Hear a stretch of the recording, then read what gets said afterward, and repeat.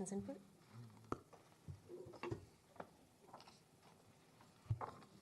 Martin Hyde.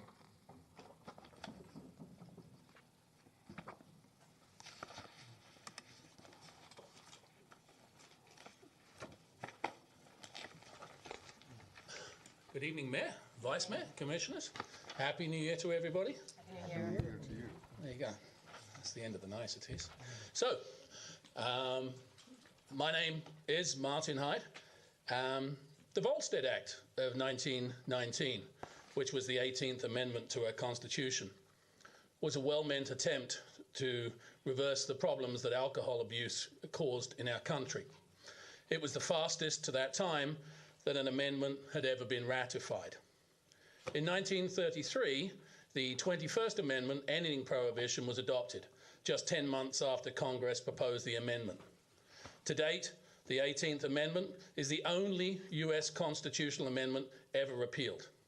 My point here is to remind the Commission of unintended or unforeseen consequences to legislative actions.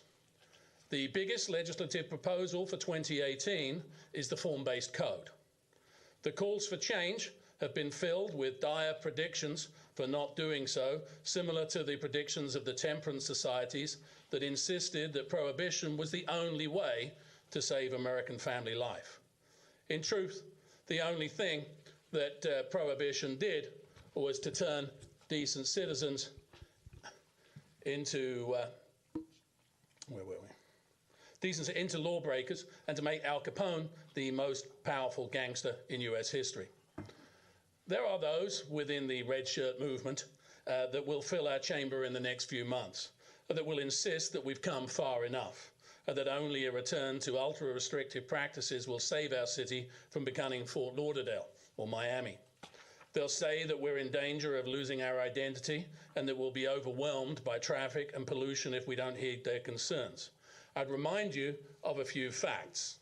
The city has only about 54,000 residents, which is within 10% of what the city had 40 years ago. The growth of 130% in residents during the same period was in the county, over which you have no jurisdiction. The city is just 26 square miles, while the county is over 700 square miles. The area that the red shirts seek to impose their will on is less than 2 square miles and will have zero impact on the effects of traffic or pollution. The Red Army would have you risk the city's financial future to almost certain property rights lawsuits under Bert Harris in pursuit of a utopian image of a Sarasota that hasn't existed for a generation already.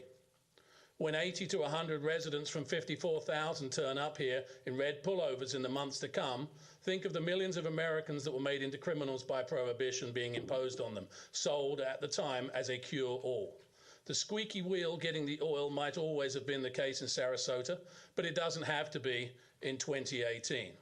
Think of the younger people, the jobs created, the fallacy of population growth in our city, and the cost of being sued before pandering to every demand and whim of the crimson tide of stop.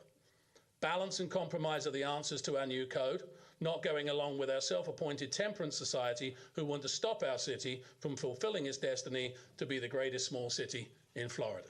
Thank you.